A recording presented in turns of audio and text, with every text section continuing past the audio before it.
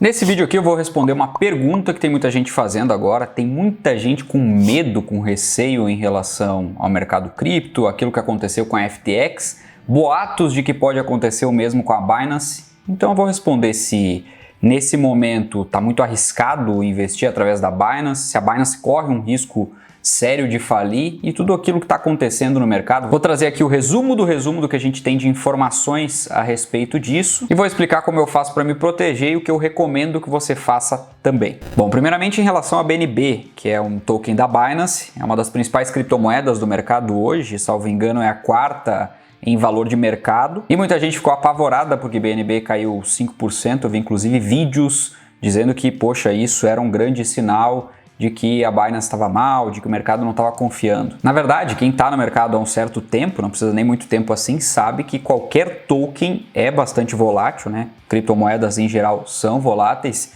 E não é porque o Bitcoin subiu 3 ou 4% que todas as outras vão acompanhar essa alta. BNB ficou um pouquinho para trás. No momento que estou gravando esse vídeo já está subindo novamente. E o preço da BNB sim pode sofrer um pouco em relação aos rumores, mas o principal fator que puxou para baixo, nem uma queda tão expressiva assim, né? 5% é uma queda pequena, foi o despejo de BNBs que a gente sempre tem depois de um grande lançamento, como foi o lançamento da Hulk, da Binance. Os investidores acabam acumulando ao longo de 7 dias bastante BNB para poder participar dos lançamentos, a maioria já acumula antes, e aí depois que sai o lançamento e acontecem as conversões, os investidores simplesmente vendem esses BNBs, ou boa parte dos investidores fazem isso. Eu não gosto muito dessa prática, mas ela existe. E quando essa venda massiva acontece, é óbvio que o preço tende a cair. Então, se você ficou com alguma dúvida nesse ponto, eu recomendo buscar o histórico de quando a gente teve lançamentos no Launchpad da Binance.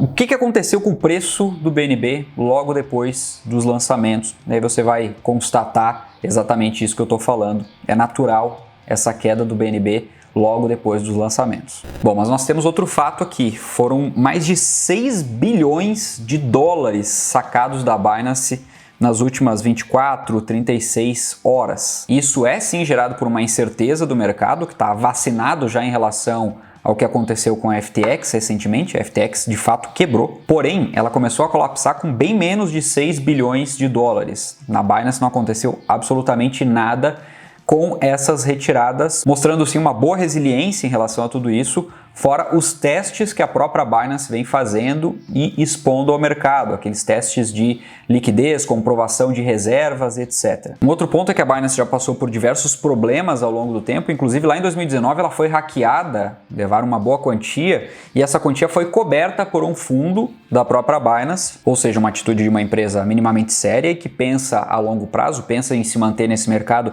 que é muito lucrativo para a Binance. Eu bato muito nessa tecla aqui porque a Binance provavelmente é a empresa que mais lucra nesse mercado por ser a maior exchange do mundo, e nenhum cliente ficou no prejuízo mesmo em meio a esses incidentes, justamente por essa cobertura do fundo, ou seja, quem arcou com isso foi a própria Binance, e isso é muito importante, né? Os próprios bancos têm mecanismos assim para que a confiança do mercado no sistema financeiro se mantenha, né, não seja prejudicada, e a Binance mostrou em episódios passados que preza por isso. Agora, falando em banco, tem um outro ponto também. Nada é 100% seguro. Então o David não coloca a mão no fogo pela Binance, aliás, eu não coloco a mão no fogo por nada e nem por ninguém. Esse termo 100% seguro simplesmente não existe. A gente corre risco o tempo todo e os nossos ativos correm riscos.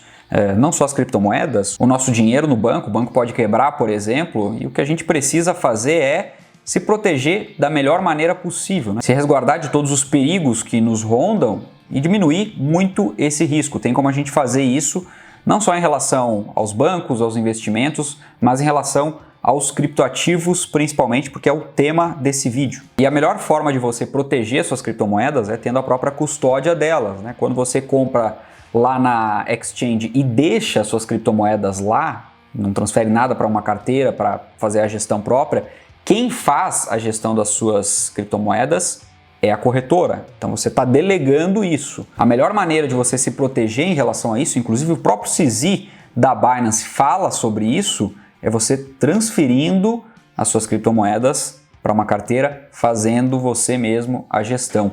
A exchange não é uma custodiante de criptomoedas, né? Ela não é um banco. Você não deixa suas criptomoedas lá para a exchange cuidar. Não é correto isso.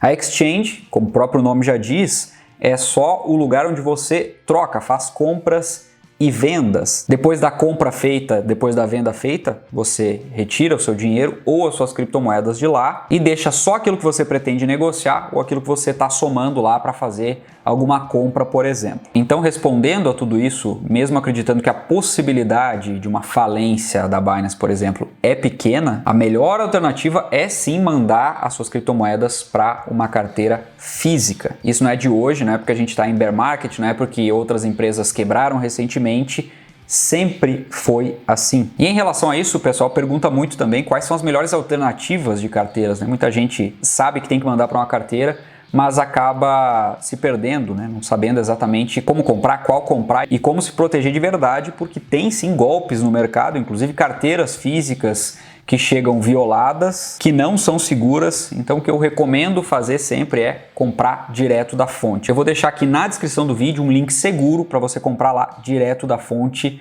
da Ledger, e eu posso recomendar aquela que eu tenho, que eu uso, acho bastante simples e não é muito cara. É a mais barata, aliás, lá na Ledger, que é a Ledger Nano S. Custa uns 500 e poucos reais já com os impostos, e você pode até encontrar aqui no Brasil mais baratas, mas eu não recomendo que você compre por outros links que não, por exemplo, esse que eu estou deixando aqui, que te leva direto lá para o site da Ledger, porque é o mais seguro. Então não é por conta de 30, 40 reais mais barato que você vai deixar de comprar aquilo que é mais seguro, já que a gente está falando de segurança aqui. Inclusive, se você quiser um vídeo ensinando a utilizar uma Ledger Nano S, por exemplo, deixa aqui nos comentários, só para eu saber quantas pessoas precisam desse tipo de informação, que eu posso fazer aqui um tutorial, um passo a passo de como configurar uma Ledger Nano S e também como transferir os seus bitcoins ou outras criptomoedas para ela. Bom, e para finalizar, em relação à Binance, entenda que existe muito medo lançado no mercado e esse medo é um medo comum. A gente precisa entender aquilo que é fundamentado e aquilo que não é fundamentado, colher todas as informações acerca de algo e não ficar se informando simplesmente por boatos, porque tem muito sensacionalismo sendo jogado também nas próprias mídias. Não dá para esquecer que tem muito jogo de interesse, assim como em qualquer outro mercado. Então, em resumo, eu sigo comprando pela Binance, é a melhor opção, a mais barata que existe hoje. Mas, obviamente, sempre que eu acumulo um valor razoável, eu transfiro para a carteira. É o que eu recomendo que você faça também. Bom, dito isso, eu fico por aqui. Se você ficou com alguma dúvida, deixa aqui nos comentários também. Espero te ver no próximo vídeo. Um forte abraço e até lá.